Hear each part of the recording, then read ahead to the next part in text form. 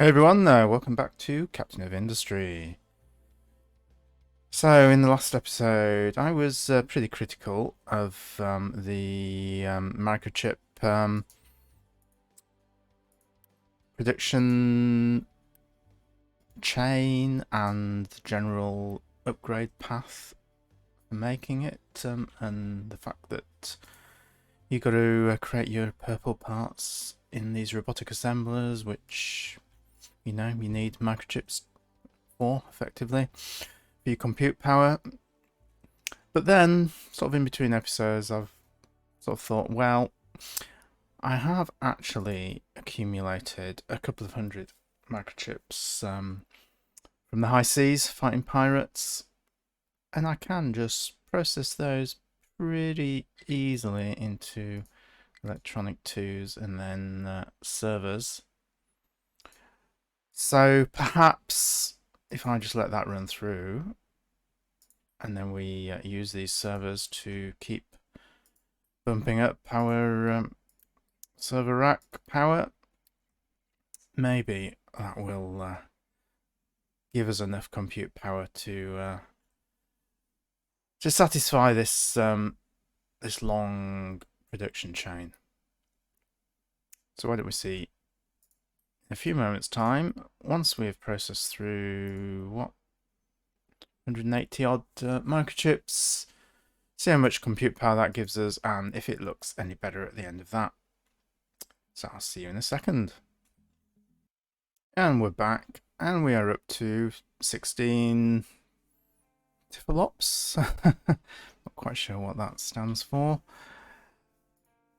We've still got quite a lot of these microchips to process, so yeah, we're boosting. It's going to take quite a long time to work through those.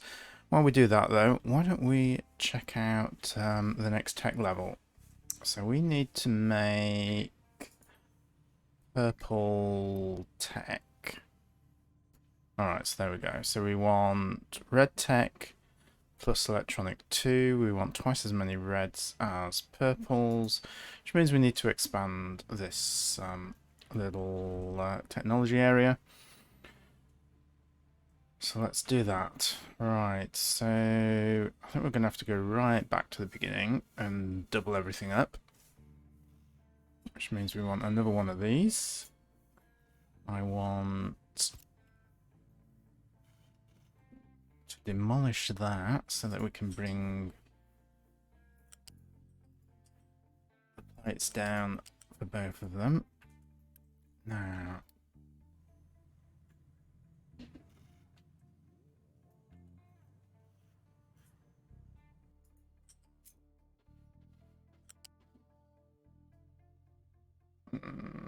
let's go back a little bit further.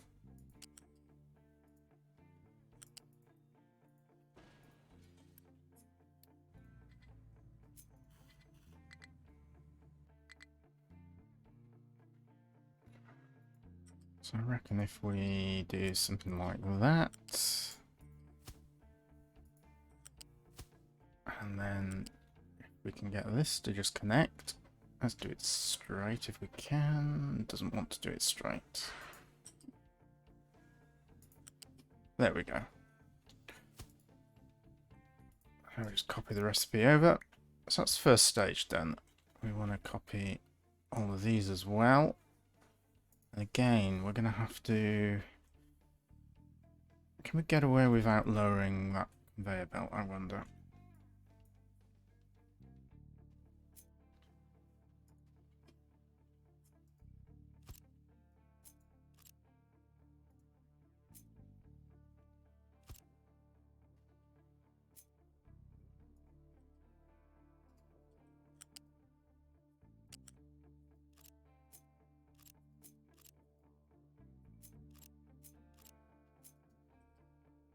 Yeah, there we go.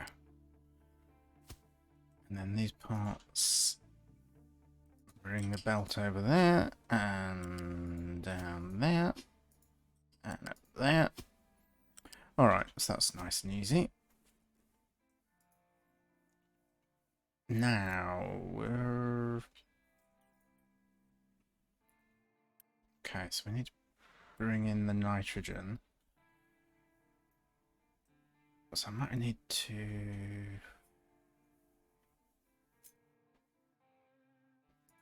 I suppose we can follow the same design. And we can bring this belt over here, down through the middle.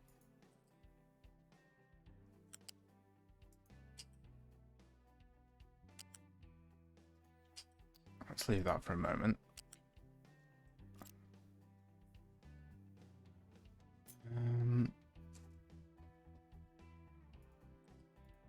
Yeah, so if we're going to do that, let's put you over there.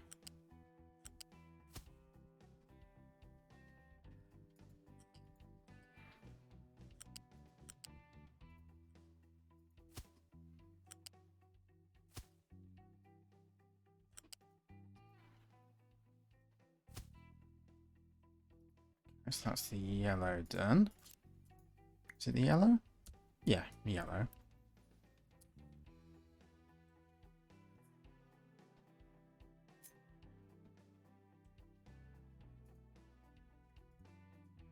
That's going to give us more red, and we can have the glass coming out of there.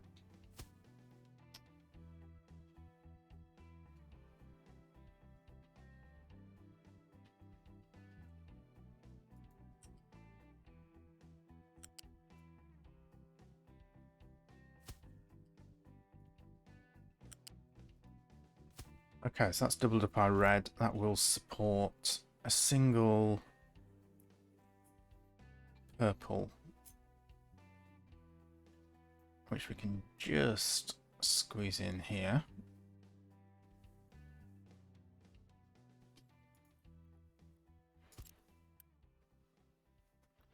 Where's purple gone? There we go. Oh, we need electronics. Okay. Alright, well, why don't we actually have it over here? Or at least... put it in the middle.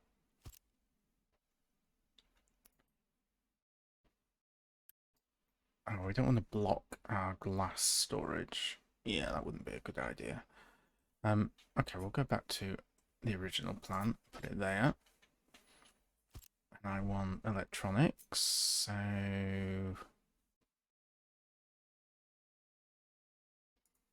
yeah, I guess so.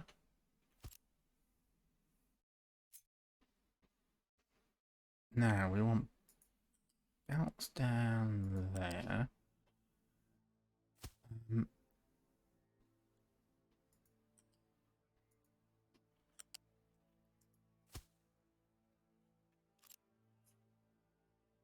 And then when we're ready to turn it all on, we will just extend that belt and connect it. I'll probably connect it here and flip all of these belts around. And we'll just connect that up as well. So we have one last tech to research here, Statue of Maintenance, and then we're all done with everything for the purple tech. And then the first thing we're going to get is arc furnaces, and then we will equip our ship with some better weapons so we can explore the last few areas out on the map, and then we will progress towards the rocket. Yay! So we may as well allow all of our trucks to get that built.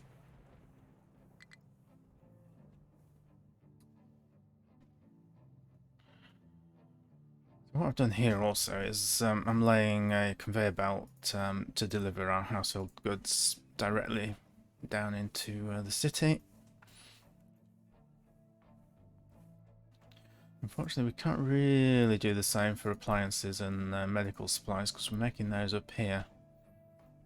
That's really not practical to convey those in, unfortunately.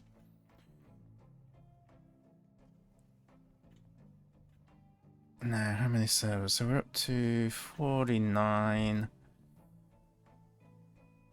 So I just apply them in batches of 4 because each of these requires 4 TFLOPS. I'm going to call them TFLOPS. So these sort of turn on and off as, you know, sort of the outputs free up. And so eventually these will, they get clogged all the way down the line, and then eventually it produces a few microchips and it starts all over again. So we need to get up to 40 odd, sort of 50. 48 to keep all of these running, but then we've got another 8 that we need for these two robotics before we can turn those back on. So we are going to have to have another data center at some point. Yeah, this is not good. We're out of maintenance. Yikes, 57. Well, I'm going to spend it because I don't have any red maintenance. And red maintenance requires electronic 3s, which we are using to make our servers. So, yeah. Until I've got my 48 TFLOPS, I don't want to waste any on maintenance. Data center's the only thing that needs the maintenance at the moment. So...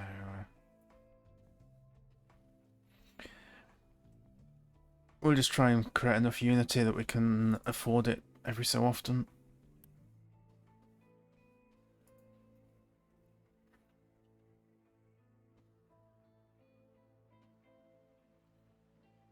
So another thing that we've done, at the advice of some of the comments, thanks for them, is rejig our farms. So apparently if you alternate your crops like this, so we have our vegetables, then potatoes, it just helps with the fertility, so we get better crop yields. So this is our potato and veggie area. We've sort of tried to do the same on some of these fields, not for our poppies. So where were we doing it? I think it was over here. Yeah. So I'm mixing my corn and my wheat, and then we just have some filters here that send the appropriate the corn or the wheat down the appropriate conveyors. So all the corn is still just getting turned into animal feed for our chicken farm, which is more or less keeping up. So that's good.